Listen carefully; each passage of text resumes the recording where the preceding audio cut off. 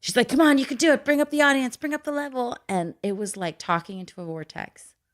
Really? Just, I could feel the energy suck out of me. And people were like, like no response. I do a little bit of audience, a little bit, I'm moving stuff. Can we start this over? We're going to start this over. You're listening to the Mother Effin podcast with Patti Crouch and Heather Dragulescu. So this week, Heather had a show on Sunday at 5:00. She took an all-level, not to be mistaken all for ladies. A level 1 class, all ladies taught by the amazing Renee Percy. Yes, so she I highly worked recommend 5 weeks straight on this set. Yes, and the set is great. And it had a show. And I'm not trying to toot my own horn, though I am going to toot my own horn. The set came out really well. From where it was at the beginning of October to where it ended at October, it turned into something I'm really proud of and I really enjoy.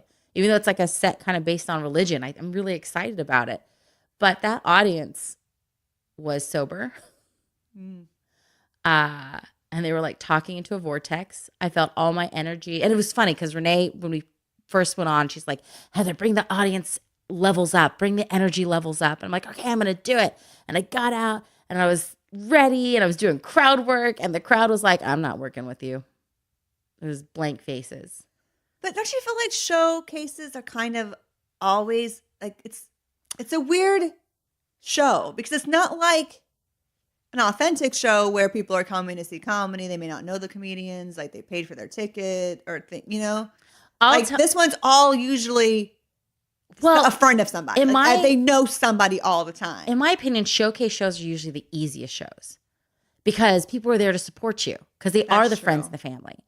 I have my opinion on why I think this show did not do as well. They put 2 classes together. There was another level 1 class. It was a level 1 class that was combined with this all-level class. And I noticed when Ken at least plans his shows, he buffers out the show with experienced comedians and then the showcase students and then the headliner. And then he doesn't just put people up. They put everybody alphabetically in the show, basically. This show. Yeah. Your show was alphabetical. So there was no thought process to it. It was like your last name is Dragulescu, so you went third. Yeah. So it was one of those things, and it's Dragulescu, but I'll never get it right. Don't worry, I'm barely getting it right. I'm sure Romanians are going to be like, that's not right as well. Dragulescu. It was, I would have thrown Julie O'Leary towards the end because she's fantastic. And strong. Yeah, and very strong. To toot my own horn, I would have put me somewhere that would have balanced it, either like the big warm-up energy at the front, even though I don't want to be the bullet spot, but somewhere close to that to get the energy levels up, or towards the end. But they put me smack dab in the middle, so I was surrounded by a lot of, and like the guy before me, I felt so bad for him. He was so nervous. And that's the other thing too. The main room is intimidating if you've never gone up on stage. Yeah. And that's an I love the Yoo-Hoo room. The Yoo-Hoo room is like, it's like you're getting a hug. It is. Like it's just like we're having a conversation in the living room. Yeah. It's personable. Mm-hmm. You're right there with the main room, you can't see 75% of it. Yeah. Yeah. So you really have no clue. It's this vast space. It's very hard, I think, for new comedians to come out. I think even my first time on the main room stage was more difficult than I expected it to be because it's just such a vastness. And taking it out of the Yoo-Hoo room, I think, was also a mistake.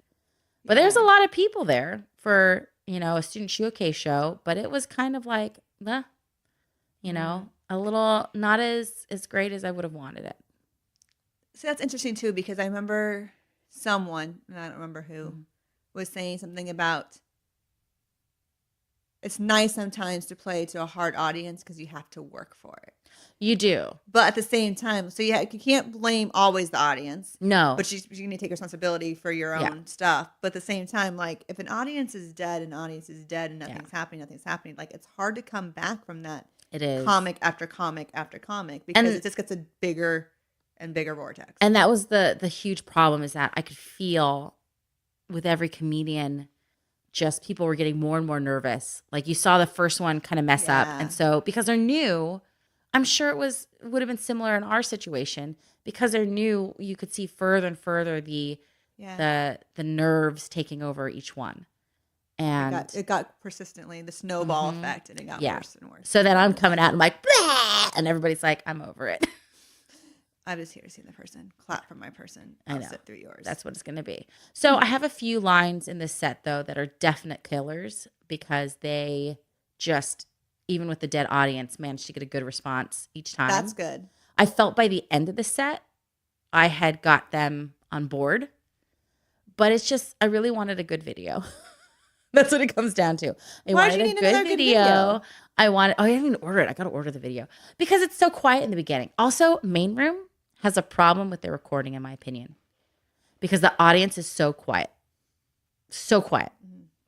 And it sounds in a lot of those videos where I've done, I had that last Mad Mom show we did. I thought I had a great set. You cannot hear the laughter until that point in one of my jokes where I drop the mic and I talk without the mic. I do the yelling. Yeah.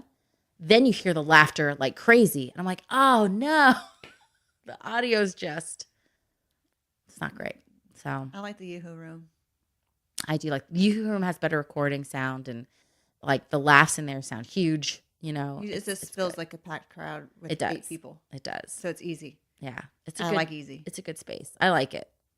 So what did you learn? Like, what are you going to take away besides like you have killer lines in your set, which you have killer lines in every single one of your sets? Thank you. I think I still have to think about how to not let it get me rattled because it started to get me rattled in those first few. I started to rush through those first few jokes because I was like, I'm going to go for the stuff that I know is going to hit well. So it became, again, like, let's just get it out so I can get to the good stuff. So you become scripted and you get ahead of yourself and you want to be there. You want to be at the joke you want to say versus the jokes that you're at. What I realized is I should have taken my time. And even though I did a little bit of crowd work in the beginning, done a lot more crowd work in the beginning. Really win the crowd. And just been like, screw you guys. I'm running my time. I'm going to run the clock. And just have accepted it as running the clock, in my personal opinion. And I honestly think that if I had done the crowd work and I could have gotten the crowd on my side and warmed up a little bit more, nobody would have minded if I'd gone over by a minute because it would have prepped the next comedians for something else. So. Going over in like the comedy world, like in the stand-up world, is like a big no-no. Like you could not get booked again, even though you had a killer set, because going over messes up the whole time frame of the show. Yeah. So it's usually a no-no, but like a showcase one like this where everyone's dying. Could have been. And there's plenty of time left over because so many of a lot of those people, they were so quick and they ended so fast. So it's like, I probably could have taken a little bit more time in the beginning and just given myself some space. Could have, should have, would have. Yeah, these kind of stories scare me because I feel like I haven't had a really bad crowd yet. And I haven't had a really complete bomb yet. And I'm like, oh no, am I going to be able to handle it? Like I've had jokes not land, but I've always been able to like pull it together at the end and end strong.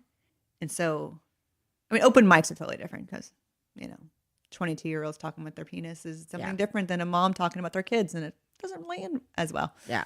So now I get scared a little bit. I'm like, have I really failed yet? Like I need to fail so I can learn how to do all this, Like, because you hear all the comics say like my mom, I remember it, and I'm like. Yeah, it's funny because we gauged us so differently. Like I came off of that feeling terrible, and Bobby's like, "Oh, that was such a solid set. That was so good." I was like, "Really?" And then we listened to it, and I'm like, "Really?" And he was like, "Well, the audience just wasn't there." And I'm like, "But you were great." And I was like, "Really?" Because it sounds. I guess what it is. I want a perfect unison. Oh, like I want to be on, and I want the audience to be on with me. The adrenaline comes from the laughter they get. Yeah, it's not just like a stage performance. If we wanted a stage performance, we'd be doing theater. Yes. Like. You want that draw from the audience. Yeah. You want that connection. So when you have that with You Killed It and you being present in the room, like it's an amazing feeling. Yeah. I've had it like once. It's good. It's good. Just once. Oh, Patti. So this week I brought you a present. Yes. So I have lots of tissues, lots and lots of tissues ready because we're going to dive deep into FASD, I feel like. Yes. It's time. I know we've touched on it, but I think that The cry count. Everybody, go ahead and start your cry counter now, because It's almost already there. It's gonna be big. I feel like you're already prepped and ready to go. Like, cry? Yeah. Yes, I'm always prepped and ready to cry. At any given moment, I will cry. It is my new normal, is always being on the verge of a breakdown. It's my new normal. It's okay. I've accepted it. You guys need to accept it. Throw me chocolate if you see me crying. That's all you Oh, do. I didn't bring chocolate. That was terrible of me. That's okay. I have like 6 pints of ice cream. I spent $65 on ice cream yesterday. Oh my gosh. That sounds like good stuff. Chris is probably finding out right now on the podcast that I spent a lot of money on ice cream yesterday. And you're not going to share it. I have to, because that's going to be their Halloween treat, because I'm not going to let them eat candy. No. Okay. So, okay. FASD.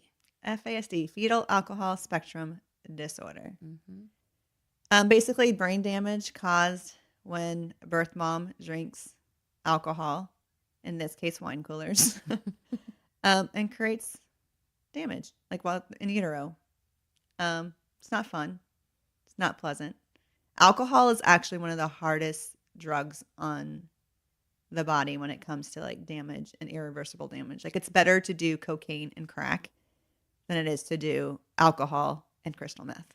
So, if you're pregnant, don't do any of it. Just seriously, don't do any of it. I'm not even going to joke about that. But cocaine and crack is better. If you're It's better, but don't do any of it. I wonder where weed falls on that spectrum. Well, that's what's so crazy is alcohol is illegal. So like they don't talk about it as much. And then there's this big misconception that even having one glass is okay. Yeah. But think about it. You have this little tiny being being formed in a uterus, right? You don't know how much it's able to handle. Yeah. Like if I took 3 shots of tequila and you took 3 shots of tequila and Chris took 3 shots of tequila, it would affect us all differently. Like I would probably be sloshed on the floor already. Yeah. Chris would be like, so let's go do some math. You know, like math or meth? Math. Okay. It's like meth. It's like, oh, do we need to have an intervention with Chris? That would be fun. He's probably already going, I would never take shots of tequila. I would drink whiskey. And whiskey you don't shoot, you sip. He's already correcting me. But you know what I'm saying? Like you don't know how it's gonna affect you. So you don't know how much you metabolize before the baby gets it. So you could be giving the baby. So what you're saying is Jackson's a lightweight. Completely lightweight. Poor baby. When did you know that he had it? Did you know before he was born, or did you know? We did not know before he was born. And we did not know when we originally, like the first day of intake. So he's what the nurses would call an FLK, a funny looking kid. It's not a technical term. You will never find it in a chart. And if you do find it in a chart, that person deserves to be fired. But he looked funny. And so they knew right away that something was wrong. Yeah. I didn't, because I don't see babies every day. And he was 3 pounds, 6 ounces when he was born. We took him home from the hospital 3 weeks later, and he was 4 pounds, 11 ounces. Was he a preemie? He was 3 weeks early. They took him out because he wasn't growing anymore. And because of all the booze. Yeah, well, it stunts everything. Like he literally is damaged. Like, yeah, booze does not help things grow. So they called you after he was born? Yes. Did you know she was pregnant? Yes. Okay. So birth mom called us in May and said, hey, I'm pregnant. I want the girls to meet their brother. This is the first time we've heard from her in 2 years. Gotcha. So then I started calling on a weekly basis, just making sure she was supported, like just talking, wanted to keep tabs on her. And then she called beginning of August. So we adopted the girls in June. And then she called beginning of August saying that they're having an emergency C-section. They're going to take him out the next day. So I asked for hospital information. And I called the hospital and gave them a heads up, talked to the social worker there and said, hey, you have a patient coming in. This is the deal. We adopted his biological sisters. We want you to know so that she doesn't fall through the cracks kind of thing. Did you have any inkling when you had talked to her that there was something amiss? No, not at all, because she has intellectual disability. So I feel like she was just got the care that she knew that she could get from people around her supporting her. Like she wasn't going to be someone who could make any kind of decision on her own. It makes me more mad at Jackson's birth father than her. Because she just didn't know any better. Yeah. If you gave her prenatal vitamin, she would have taken the prenatal vitamin. If you gave her kale chips, she would have eaten kale chips. If you gave her alcohol, she would have drank alcohol. Gotcha. And that's exactly what happened. Like, from what we understand, birth dad was a pothead, smoker, like, drinker. And so she was around him and she did what he did, and that was drinking. Yeah. You know? She made a comment about the girls, because we didn't have the girls tested until after we had Jackson tested. And she made a comment like, "Oh yeah, my grandma said it was okay to drink wine coolers," and I was just like, "Okay." So I mean, she didn't make any choices on her own. Yeah. Like she's with organizations that help people who are cognitively delayed make life choices. Yeah. So whatever was given to her is what happened. Yeah. So yeah. So dad gave her alcohol and she drank. I don't know how much. I don't need to know how much, because it's enough to destroy my son's life, kind of thing. Tally won. Yeah, it's crazy. It's hard. So FASD is permanent brain damage. It affects whatever area is damaged. And so across the board, it's like it can attack social and emotional regulation. It can attack like verbal, like he's really delayed verbally. Short-term memory is horrible. Cognitively, he's delayed. So it stuns their growth. Like he grows really slow compared to other kids. So he looks like a 2-year-old. He looks like a kind of taller 2-year-old. Yeah. I thought he looked like, I told you when I first saw him, I thought he looked like a giant 2-year-old. Like a really tall 2-year-old. But he's a very small 4-year-old. Yeah.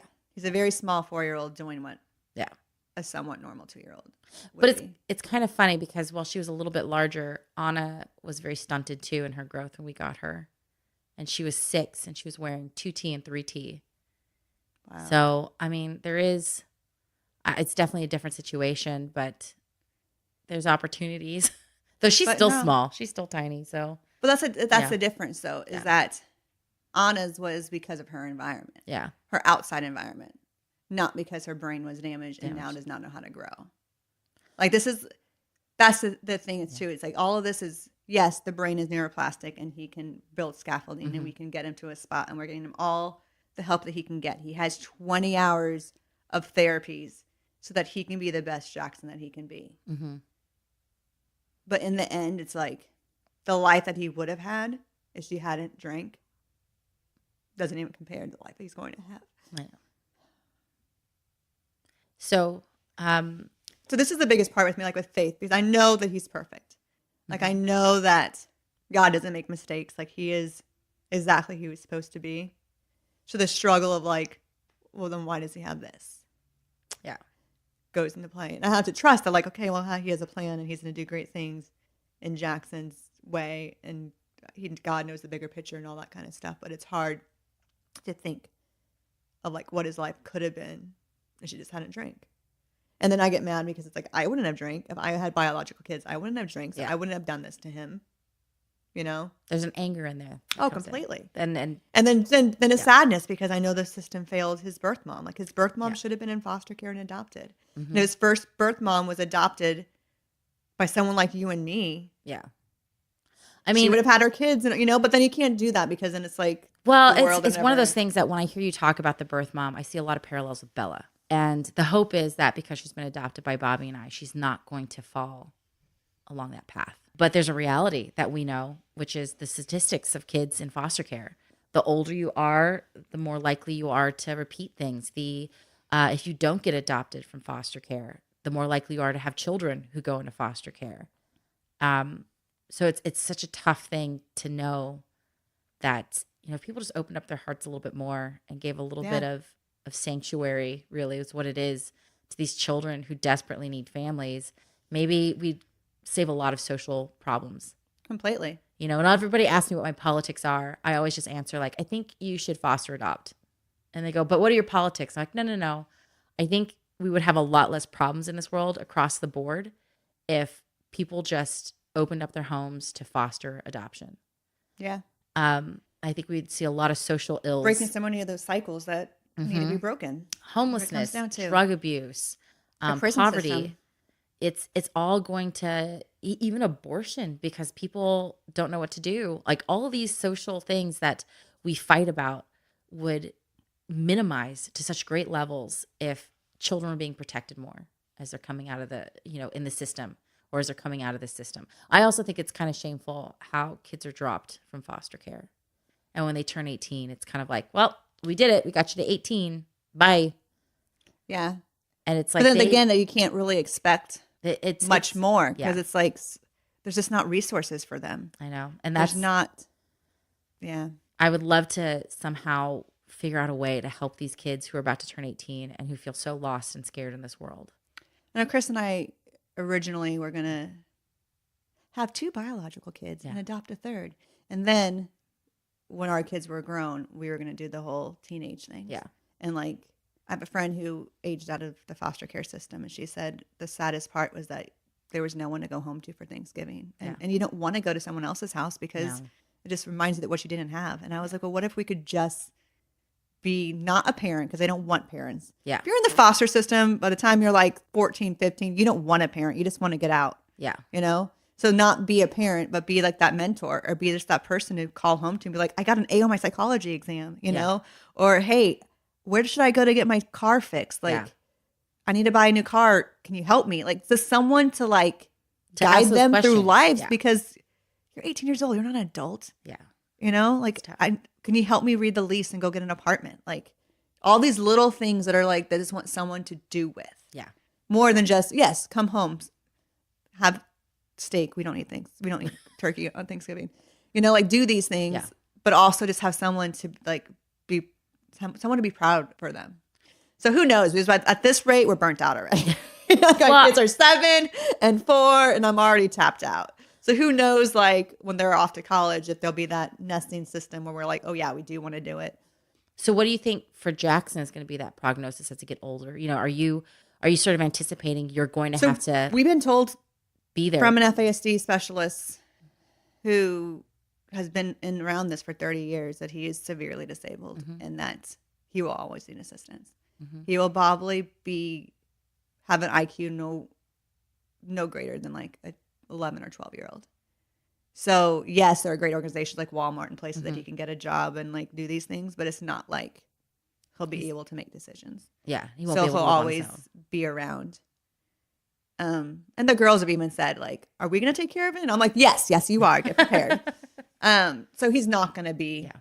I mean, I might go all over the place. I have grand plans that he's going to be a San Antonio Spur, because the Spurs are like this NBA basketball team that's like really loving, and they're a family. And I was like, and they're going to take him, and they're going to take him on his disability, and he's going to be amazing. Yeah. He's supposed to be like, his great grandfather was his great uncle, and his grandfather are both 6'9" and 6'10". Oh, wow. So he's supposed to be tall. So even if he's stunted because of the FASD, he could still be 6'2". Yeah. So I was like, dude, he could play basketball. It's all muscle memory. He's athletic. He's really strong. I haven't like played NBA for but only for the San Antonio Spurs, who would like adopt him and like take on everything. Yeah. So I have things like that. And Chris is like, don't want your bubble to be bursted.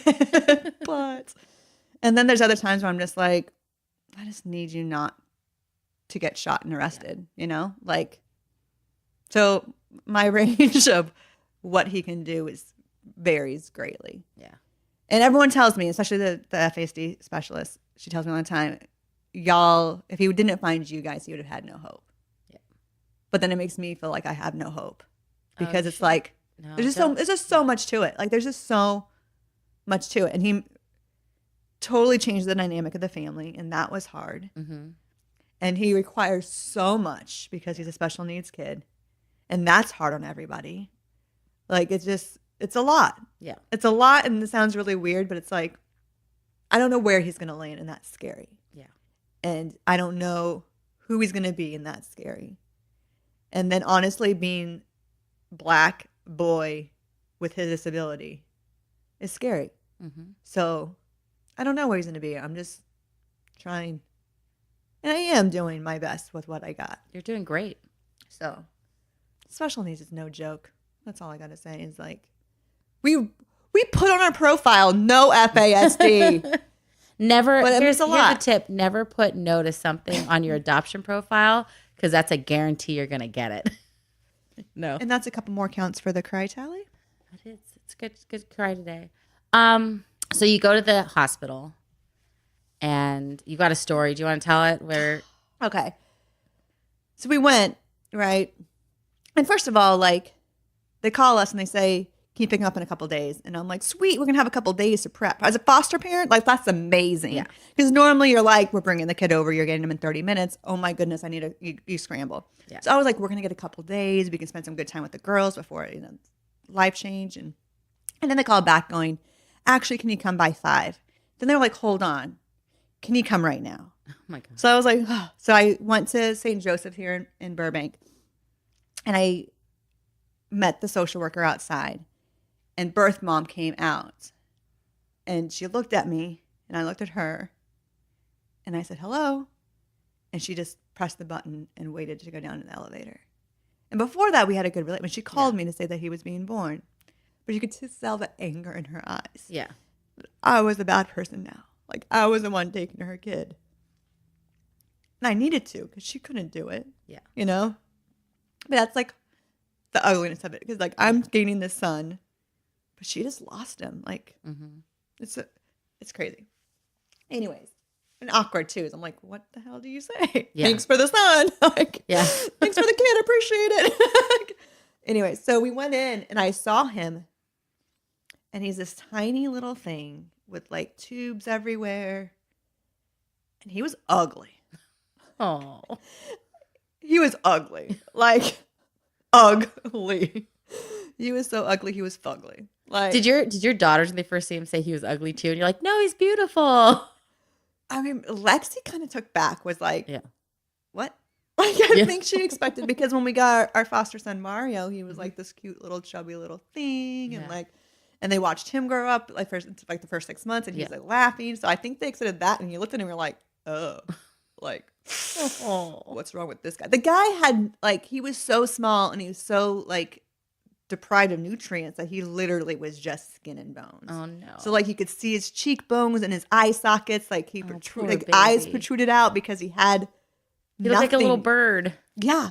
It was ugly. Oh, And I remember thinking like, how can I love this? Like, and I was so like, it was awkward holding him because of all of the things. Everyone's just like, you're a saint. You're amazing. I'm like, can I say no? Like, this is, I don't know how this is going to work. Yeah. Like, it wasn't love at first sight. Yeah. It was a, oh shit, what the hell did we do?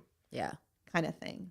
And everyone around me kept saying, you're amazing. You're amazing. And I thought it was because of the fostering, because you hear that all the time. Yeah. You're a saint. You're amazing. I could never do that. I wish I could do that. Good for you. Bless you. The kids are so lucky. No, they're not. Like you hear all these things that I just thought it was the fostering. It never dawned on me it was because he was so disabled. And he was so, like his life was, they could tell from the get-go that he was going to have a hard life. And they kept saying, thank you. And I was like, you're welcome. We found out he was diagnosed within 6 months. Yeah.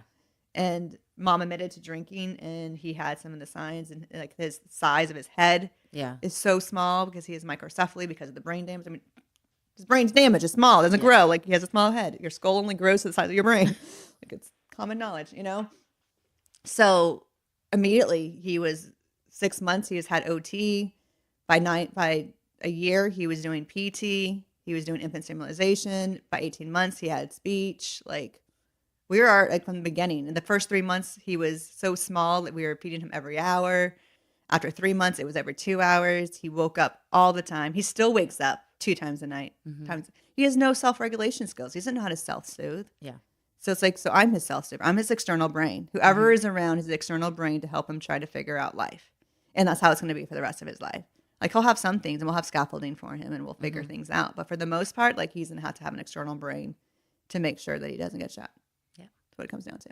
I mean, I will say in first meeting him, because you definitely presented it where he was far greater. It sounded like I don't know what I was expecting. I was expecting just completely nonverbal. Well, you hear brain damage, and you kind of think, oh, okay, well, they're an invalid, or they can't do a lot of stuff. Like, you don't think. And to be honest, the first few times I'd heard him on the phone, though, he had just been wailing. Sounds like him. Well, but it was one of those things where, like, when I met him, the first thing he said to me was, "I'm hungry." And I was like, okay. So at least this kid can express his basic needs, which is amazing. You're amazing. Oh, thanks. It's interesting. I'm always curious of people because FASD can be a very invisible disability. Yeah. Because you look like a normal kid, you know? Honestly, you look like a normal ugly kid. Is what happens. He's not ugly. I'm just saying in general, that's what happens because the facial featuristics that you have is just they're not pretty. Anyways, but you look like a normal kid, or you look like a normal kid that's younger, even though you're older. You know, so it's like it's always been called an invisible disability. Yeah. You don't really know. And I talked to my friend one time, and I asked her, and she was like, "It's not as invisible as you think." I'm like, "Really?" And she's like, "No, you pretty much know from the get-go that something's up and something's wrong." And then I was kind of like sad a little bit because I can't go through life. Like this one time I lied about his age and I just said that he was younger. Yeah. And I felt miserable. Like not just because I lied maybe, but also because I realized I was doing a disservice to him because it wasn't true. Like I was lying about who he was. Yeah. So I'm always curious about like where people say, because you say brain damage and people can go one way. So they thought, well, he has thoughts. And you're like, well, yeah, lots of people with brain damage have thoughts, you know? So it's interesting to see where people think that he lies. Yeah. And he is cute in his own way. Like he's Jackson and he has dimples and he has a small brain. I mean, a small head. Like small things are cute. It was easier when he was little and now it's getting harder and harder and harder. Yeah. And he's getting stronger and stronger and stronger. And that has to be scary. It is scary. And it's a kid throwing a tantrum when they're 2 years old and the thing, you're like, oh. Yeah. A kid who's 8, who's still throwing things and hitting you. Not so cute anymore. Yeah. And society doesn't think that's cute anymore. No. So it's interesting. It's definitely interesting. So the girls didn't think he was the cutest when you brought him home. How did they react with all of his medical needs at first? I think it's like they had a somewhat typical response in the sense of a sibling coming in and taking a lot. Because even a newborn takes a lot. There was jealousy then. There's a little jealousy. It's hard to say because they were going through so much of their own stuff. Like we got him around the same time that they were going to school for the first time. And with lots of trauma kids, that leaving the parents, school settings, like brings up tons. Yeah. And so they were definitely going through their own stuff and they had lost their brother and now there was this new one. So I don't know how they felt about that. And they're 3.5, like throwing their own 4-hour tantrums and so it was hard. Like that year was really rough. Like it was, our marriage was on the rocks because we had nothing else to give each other. Like, I mean, I was no sleep. Yeah. Right. And I realized early on that it was better for one of us to be completely sleep deprived than both of us be sleep deprived. So I kind of took on Jackson in that regard so that Chris could actually be a better parent with sleep kind of thing. So it was just rough. I mean, I would order, Chris would go, he works nights, so he would work, and I would order cases of cider and pints of ice cream and chips from Instacart to the couch. And I remember thinking, I cannot do this. Like, I need to stop because this is self-medicating right now. But it was rough. Like, it was, that first year was so rough trying to figure out him. And then there was a cousin who wanted custody, and so then we were conflicted. Yeah. Because a part of us was like, crap, no. We don't want him to go. He's Jackson. He's our son. And we don't want the girls to have another loss. And the other part of us is like, maybe it would be okay. Yeah. And then you feel crappy for saying that. Yeah. Another point. You know, like you don't like, but that was the truth. The truth was there were moments when we were like, maybe the cousin should have him. Yeah. And then we wouldn't feel guilty for saying no because it wasn't us who said we couldn't have him. It was a cousin who took it, and then be a good way to tell the girls. Yeah. But in reality, we knew that that's what we wanted. And then that's crappy to think, I don't want my son because he's hard. Yeah. No, I mean, it's a very honest thing, though. Yeah. And I'll be honest with you. No, he's 4. People always say, oh, I can't imagine life without him. There's moments where I can. And it's the truth. Yeah. Like, I love him completely. He is my son. Will always be my son. And he comes with a lot. Yeah. And it's exhausting on a day-to-day basis. And the girls are starting to resent him because it's like, oh, we have to leave because Jackson's throwing a tantrum. Oh, we can't go because that Jackson has therapy. Like, there's all this stuff that's messing with their lives. Yeah. And I get down the road, they're going to be amazing individuals because they've learned to love their differences. Like, Yeah. But as a 7-year-old who has to leave Disneyland because their brother is throwing this huge, massive fit Yeah. and is punching me nonstop just because they got off the ride of Little Mermaid. Yeah. Like, you know, like if we don't get this under control, like we got to go. Yeah. You know, so these things that they don't see now as a 7-year-old who doesn't want to leave Disneyland, you know? Yeah. So it's hard. Is he on any medication yet or no?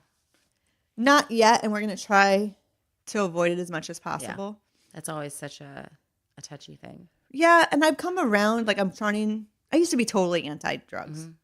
Well, those drugs. Weed, alcohol is okay if you're not pregnant. Anyways, I used to be like, no, we shouldn't be doing this. And then I just like realizing so much more like what they could do. But I feel like it's as a society as a whole, it's like we go to it soon and quick when in reality, we don't necessarily need to. So if we need to get there, we will. And I'm preparing myself to having to be there because I was so against it that a part of me feels like I'd be failing if I had to do it or whatever. But right now he's not, just because he's still 4. I mean, we're still figuring out what his issues are, you know? I mean, I remember it was explained to me because it's been brought up for a couple of our kids. You know, if a person didn't have a leg, you'd give them a crutch. Like, you know, so if a person's brain can't fire the right mechanisms, why wouldn't you give them something to help them? And I feel like I especially have this all and never kind of thing. Yeah. So it's like, well, if you're going to do it, you're always on it. And in reality, it's like, you know, especially like with depression and anxiety and stuff, it's like, if you need something to help you to get those chemicals in your brain so you can be at a spot where you can process what you need to process, doesn't mean you have to be on them forever. Like, no, it could help you get grounded so you can figure out what you need to do and get there. It's tough. It's really tough. And I was always very adamant that if I did it, it would be the, you know, lowest the dosage at the least amount of times. Like, always start as low as possible. And why would you start higher? Like, I just think if we just go, oh, he has ADHD, let's get him Ritalin. And it's like, he's also a boy and you're expecting him to sit still for 8 hours during the class. Like, if he got body breaks for a minute every 15 minutes, he'd probably do just fine. Yeah. And we don't have to alter his brain. It's tough. It's a really tough choice. Thing. And I'm prepared. I'm preparing myself to get there because I don't know where he's going to land and what's going to happen and where he's going to be. And that's the other thing. It's so hard to navigate because, like, one day you want to do everything. Yeah. And do everything and read everything and figure it all out. The next day you're just so exhausted that you want nothing to do with it. Yeah. And I have to make myself, when October 1st hits until January 2nd, I don't do any research about anything. I don't do any trauma stuff. I don't do anything. I just, A, survive the holidays because that's always crazy. And then B, give myself a break, you know, because it can get so overwhelming. And I have like a spider web kind of thought process where like A leads to B, who leads to C, and all of a sudden I'm like, he's going to be in a gutter. And you're like, he's 4 going to preschool. Where you go for kindergarten is not going to lead him to the gutter. Like, you know, but like I just start spiraling of where he could be and what not be. And, you know, so it's like I had to give myself a break from those thoughts. So I know, especially since he's going to be in kindergarten next year, do we hold him back? Do we not hold him back? Am I allowed to hold him back? Is he going to be able to be a 5-year-old at preschools? Like, no. You can't. Won't. I mean, teachers are great. They're underpaid. I love teachers. Special ed teachers and special ed resources, especially in California and especially in the district that we're at. Yeah. They just don't have the resources to give everything. Like as a parent, you're their voice. You have to advocate for that kid. I'm telling you, you're Santa Clarita with me. The Heart District is well known for really good IEPs and everything. Maybe for Jackson, but the girls, I'm like, the girls are in a good spot. Yeah, see, it's just so much. And then you have other beans like, parenting, adulting sucks. I know. I just wanted it to be easy. I wanted it to be like they go here and you go and even on a typical kid, like getting them into the right school that you want to get them into. Yeah. Like that's tough. And then when you're like, oh, by the way, let's add all these extra layers. Let's just add. Yeah. Add more to it. So it's like everyone else is doing bean dip and we're doing the 7-layer dip. Yeah. Is what it feels like. And you know, regardless, we're all going to fart. Yeah. You know? How is he doing in preschool? That's what's weird is that he's doing really well. Like in the sense of He's not throwing chairs. He sits there like, hey, that's a good. I know. I just love the idea. Like, today he didn't throw a chair. Yeah. So we call that an A. He feels so safe with us. And we tell him no, I think, more often than the school does. Then when I ask him, like, so did he throw tantrums? He's like, no. So that's like, okay. And I don't, so he holds it together at school, but he's also lost half the time at school. Like, he just kind of goes around with everyone. He follows everyone like a little duck, you know, or they like guide him along kind of thing. So as he gets more comfortable, it's going to get a little scarier. Yeah. You know, as he gets into first and second grade where he has more opinions and more stuff, you know, like he's is your school one that integrates with the general ed population? Or so the school that he is in right now is called a blended program. So that's what I call it. I don't know. That's a technical term.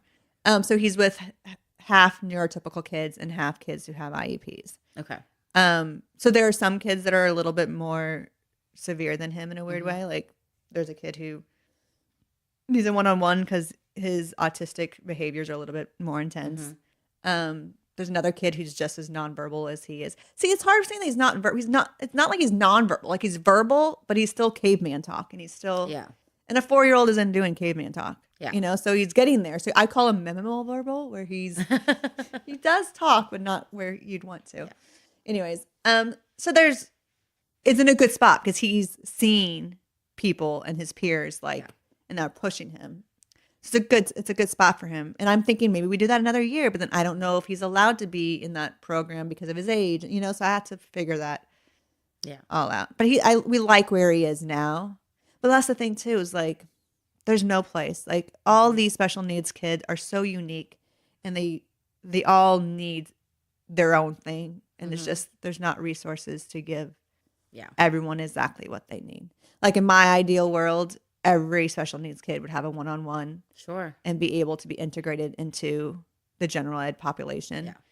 And then if need be pulled out with other peers so they don't feel as crazy or something. But but we don't have the resources for that. So he gets put, like the place he was in last year was like not for him at all. Like no one talked in that class. No one wanted to play with him. No, and he wanted to. Like socially, he's like kind of normal in a weird way. Yeah. Like it's just in a weird way. In a weird way. I know, it's all normal. So I know you've got 20 people involved with his care right now. Oh my goodness. Yeah. Something like that. I mean, what do you know what the next steps are moving forward with him? Like where the goals that he's are to achieve to go to next steps? It's just continue doing what we're doing. He has PT from the school and supplemental PT from our insurance. He has OT from the school and also supplemental. He has speech from the school and he also has 2 hours of speech afterwards. And then he has 15 hours of behavior therapy. So for right now, it's just us doing the same stuff. And then next year with kindergarten, but I think kindergarten is going to make or break it if we end up doing kindergarten or if we hold them back. Like we're just going to keep doing what we're doing. I mean, that's one of the reasons everyone was like, you should move. I'm like, I'm not moving because I finally figured out all the therapies and did all the paperwork and got everything. It's like, I will never have a house here in California because it's way too expensive, but I will never have to do paperwork again. I hate paperwork. And my friend was like, move to Ohio with us. I was like, I will move to Ohio if you do all the paperwork. Yeah. Because that in itself is like crazy. So yeah, it's just doing exactly what we're doing, and hopefully I don't get too much crazier. What's your sort of hope for him this year? I really hope we figure out his sensory needs because I feel like so much of that right now is where the issues are lying, and I don't know how to help him with that. Like we have a new OT that we've been seeing for like 3 weeks, so hopefully. I mean, I bought a trampoline. I have a swing in our house. I'm about to buy a sensory sock. I got a weighted blanket. Like I'm trying all the steps to figure out because I feel like he just needs so much. Yeah. So I think what I really want to hone down before the summer happens, and I have him all the time, is what kind of sensory diet does he need? Like what does he need to help him stay regulated? Because of the brain damage, he doesn't feel his body. And because of the brain damage, he doesn't know how strong or how weak he is. And he doesn't feel himself. Yeah. And so he's constantly seeking to feel, which means throwing things, which means throwing a tantrum because he can feel himself being angry. And so it's like trying to figure out how you can do that in a happier place that doesn't cause mama to drink. Yeah. Like, what if you would like swimming? I know that's such a random thought. and we're doing swimming, but now his schedule's so full and it gets cold. So we just, yesterday was his last day of swimming, but we'll do it again. Like he does, because it tires him out and he feels it or whatever. And he loves a trampoline. We haven't been to trampoline. Like we don't even live in a big place. And it's like, we have this jungle gym that he can climb up of. We have like a slide. We have the trampoline. Like, so I feel like if we could figure out his sensory needs, that will help us. And I feel like I need to figure that out before he goes to school, because the school's not going to care. Even our amazing school of Avison can only do so much. Yeah. Like we need to figure out that stuff. So hopefully he just becomes a better little citizen. I mean, I know Jackson's doing great for Jackson. Yeah. And I know I'm doing the best that I can. You're doing with above what and I beyond. got. You know. But You just wish you could do more. I wish I could do more, but I don't want to do more. Yeah. I'm tired. Yeah. Like you want to do it all, but at the same time, I can't do it all. Yeah. And then you have to think of your self-care, and then that self-care makes you feel guilty because you should be doing more for your kids, and then you have 2 other kids, and then don't even forget about a marriage. Yeah. Hello, that needs to be date night and all this stuff. It's just like, okay, I'm just gonna go eat the $65 Of ice cream. of ice cream that is bought, because that I can't do. What would you want people to know about FASD kids? Like, you know, what would you want people to be educated about? Besides the fact, like, don't drink while you're pregnant. But That's what's so crazy, is that all of that could have been prevented if people just wouldn't drink. And doctors are saying, oh, no, you can have a glass of wine. It's like, no, you can't. just be very severe on it. So between like that, but like with kids themselves, I think with any special needs mom, It's okay. I wish we gave each other grace a lot more, because I don't need you judging me. I'm judging myself just fine. So just giving the kids more grace. Yeah. And including the parents and the kids, despite their disabilities, would be huge. I mean, I think that's what I want with like comedy, is like, if I can just create little heart shifts in these people who come to laugh, so they realize like, damn, it's hard being a mother. It's even harder being a mother of a special need kid or kids from trauma. Yeah. Because we do so much more than just rather parenthood. I would hope for you that you give yourself a little more grace this year. That'd be great too. Because I think you're a lot harder than Grace, you need to be. chocolate, ice cream. I mean, that's what I need. I'm not saying more cider. And then I'm an all or nothing. So I'm either doing like, I'm kicking this motherhood thing, or I'm like, I mean, I failed. Correct me if I'm wrong, but I always feel that the kids' failures are such a reflection upon my failure. So imagine having a special needs kid that's like, there's no control. Yeah. Like there's no control at all. Yeah. And then I get blamed for that, or I'm blaming myself for that. Blaming Like yourself. Yeah. But yeah, it's a lot. It is. It's tough. All right, I think the cry count was maybe, I mean, you could probably count it as 1 because I cried throughout the whole thing, but we'll count it as a 6 for those of you keeping track. That's hardly as many as I thought. There are long ones. I brought you a big box of Kleenex. I thought that you were going to go through the whole thing. No. No, it was good. Thank you for sharing that. Well, I hope someone doesn't feel less alone. Like, I always feel lonely in it, and so I'm hoping we may not know each other, and you may only listen to my voice while you're driving and not texting. Yeah.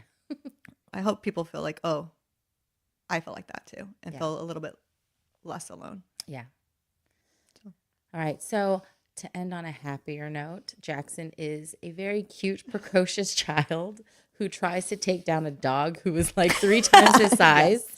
And it's amazing to watch. But you know, he's like his sisters, and he talks with his eyes, and he'll be like, yeah, Mom, Jackson stay. Jackson need booty, which is pirates booty, not like booty. That's great. So thank you to Devin for letting us use his space again to record. Devin, we greatly, greatly appreciate you allowing us to use this space. It's a great space. And yes, it's amazing. It's got. We also appreciate Bobby, who has gone beyond the Call of Duty to make this space even greater and make our podcast sound Like we have millions of dollars and are in a soundproof studio room. Like it's phenomenal. And we appreciate all that you do. Maybe a little less Bobby. than $1 million.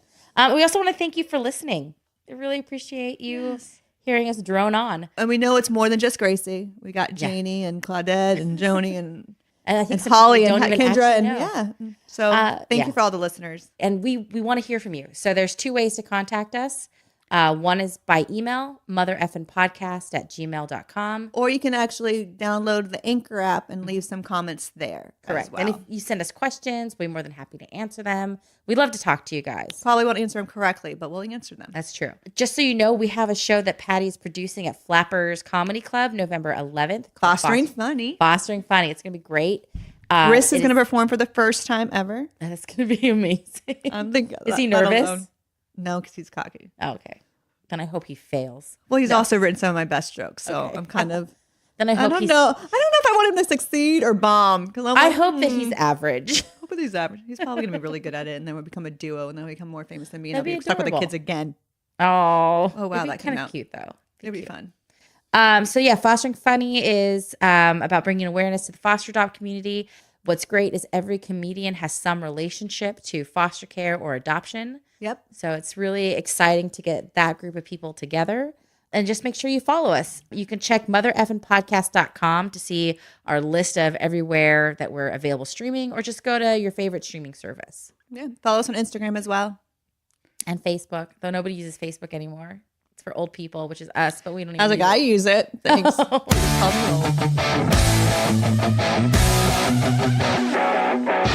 The Mother Effin Podcast is hosted and produced by Patti Crouch and Heather Dragulescu. Subscribe to us on Apple Podcasts, Spotify, Anchor, or wherever you get your podcasts. And don't forget to visit us online at motherefnpodcast.com.